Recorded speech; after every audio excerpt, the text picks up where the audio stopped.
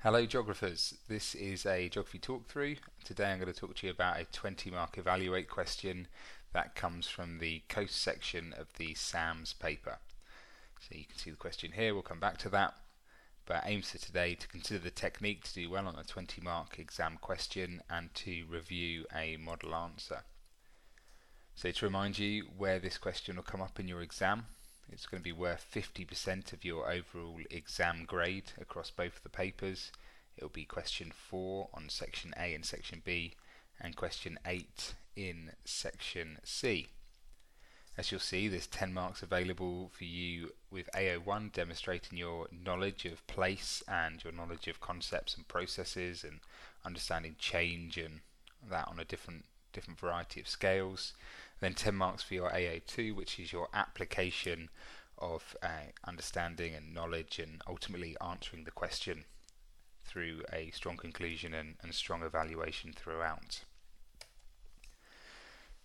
So in the exam, your 20 markers will be marked by an examiner using a grid very similar to this. The AO1 knowledge comes in these 3 areas at the bottom.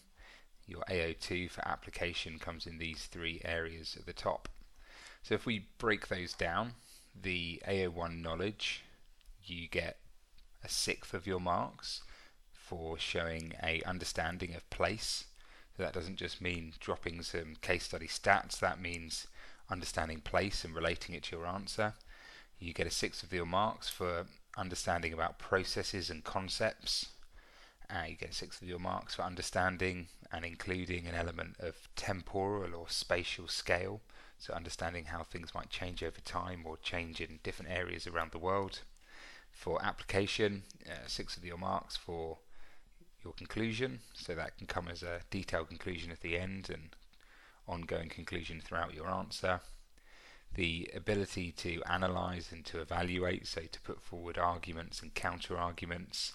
And then lastly, the ability or your ability to link the different areas of the question.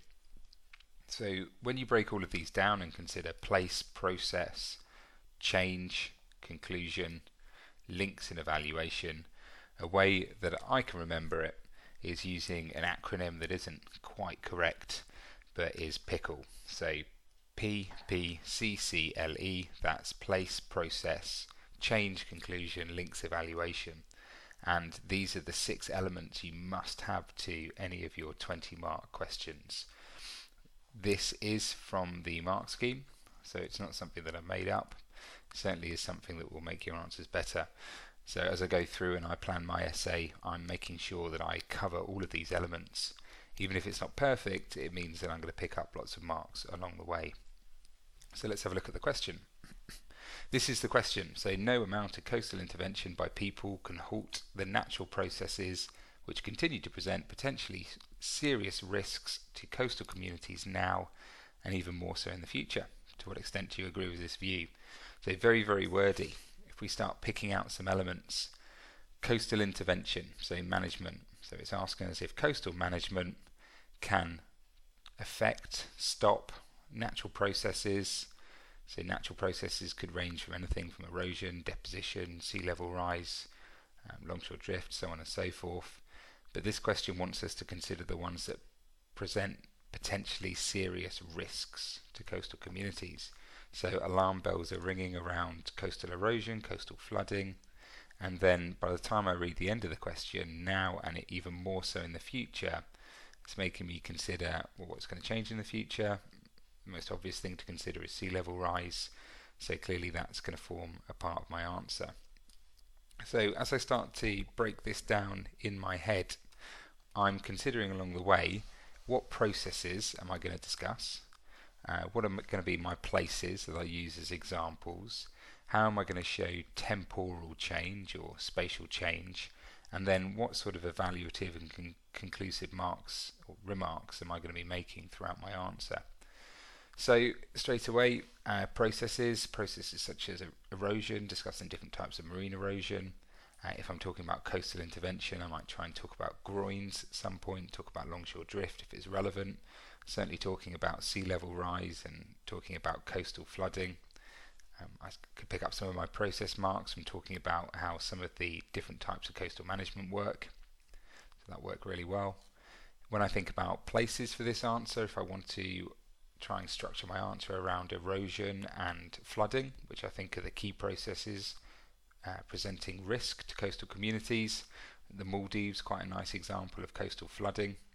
I could talk about the Holderness coast, the Norfolk coast as an area that's at risk from cliff collapse from a variety of mass movement and coastal erosion. I could talk about Swanage as a place that's quite successfully managed. I've got lots of things to talk about there if they're relevant in my answer. Certainly we'll be considering sea level rise, so that will give me a temporal element to discuss whether we can do things now but potentially not in the future. And then these are some of the conclusions and evaluative points I might be making throughout. I might start to decide that in some locations we can halt the natural processes, certainly in the short term, and they can be managed, but maybe not so in others. Could be to do with development or simply things like geology that might make it more difficult to manage. I could look at, on a global scale, due to global warming, the risk in the future might increase dramatically. Therefore, we might be looking to work with nature rather than trying to halt natural processes. So I could argue that managed retreat might be better in the long run, so in the future, addressing this element of the question. And I've written this here just to remind myself that at some point in my essay I must be discussing now and in the future. So once I've done that, obviously in an exam in my head or scribbling a few notes down, I've created a plan to my essay. Again, I'm aware that in the exam you have a lot less time and you wouldn't really get to do this. But as always, I've tried to be as rough as possible and haven't reviewed this, haven't checked for spelling mistakes and typos and so on and so forth to try and make it as realistic as possible. So my initial thoughts were to have a brief intro where I could introduce various processes and reference those that present risk. So I'm addressing the question. And then the first two ones that present risk for me are erosion and mass movement. So the structure of my answer, the first section is always going to be AO1, talking about the processes. So I'm ticking off that element of my answer. And I'm going to talk about wave type and geology and storminess, fetch, things like that, that might lead to coastal erosion and mass movement. I'm then going to offer my first thoughts, which is where these natural processes are occurring but are quite successfully being prevented. So I'm going to use Swanage as an example. I'm going to say that I can stop longshore drift, or we can stop longshore drift, which would help build up a beach and prevent erosion. However, as a bit of an evaluation, I might say that management such as groins can have knock-on effects and actually extenuate issues with natural processes in different locations. I'm going to try and incorporate a little bit of time in this and talk about what's going to happen in 2100. I'm going to then think about somewhere where it's occurring and interventions ineffective. So for me that'll be Haysborough in Norfolk. That means I can talk about mass movement. I'm going to talk about coastal flooding for a paragraph. Again, first section AO1, talk about the processes, talk about eustatic sea level rise. Then talk about somewhere where it's happening and it's being reduced and prevented quite effectively. Talk about the Thames Barrier, how in the short term that is stopping the process of coastal flooding along the Thames estuary and into London. And then going to look at somewhere where it's occurring and is largely ineffective in terms of prevention by looking at the Maldives. And again, it'll give me a chance to talk about the future. And then you can see my conclusion thoughts of where I'm going to take it on the page at the moment. So this is my answer. I don't think it's too long. It took me about 20-25 minutes to type. It comes up at about a page when put on Word at a normal font, and so I think that's doable in a 20-25 minute answer. So feel free to pause and have a read through, and on the next slide I'm going to go through the elements in this essay that I feel will pick up marks. So I'm not going to read it out, but the purple sections to show structure in this first paragraph, this whole first part of the paragraph here, that's all my AO1. That's showing the examiner I understand processes and concepts. I've got to play the game. I've got to have a look at the mark scheme and think about what they want in their answers. So that's my AO1. I then use some of the terminology from the question. To a large extent, the risk of coastal flooding is managed well in Swanage. Go on and give a few bits of information, a little bit about the wooden groins, and then I've got a really important bit of evaluation here. So in this type of question, evaluation is offering a counterpoint, a counter argument. So where I talk about the groins being quite effective in Swanage, I've said it could be argued that natural processes cannot be fully prevented, and certainly not in the long term, and from that I'm talking about sediment starvation or terminal groin syndrome.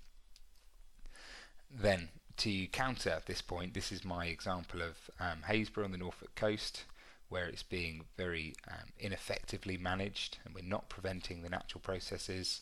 So look, I've given up a bit of a comparison here, conversely to Swanage, and then go on talk about place information, understanding the relevance of the geology and understanding the relevance of the east coast of England, and then a mini conclusion here to talk about what can be done and what could and couldn't happen in the future. The second paragraph follows exactly the same structure. The first section is AO1 process. It then goes into discussing two counter arguments. I then follow all of this up with a conclusion.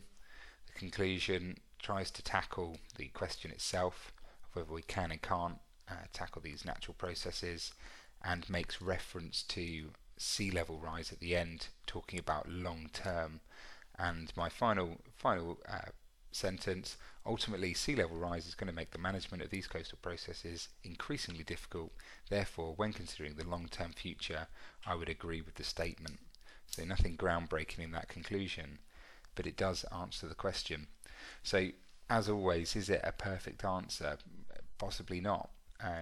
It could do with maybe a little bit more case study knowledge. That said, it does show a good understanding of place. Otherwise, it certainly ticks all of those boxes from the PICL acronym. Feel free to go through and annotate with P for place, P for process, C for change, C for conclusion, L for links, and E for evaluation, and hopefully you'll see what I mean. The next slide here is the mark scheme. Feel free to pause and have a read through and consider that back versus my answer, and see what you think. Thank you very much. I hope that's helpful.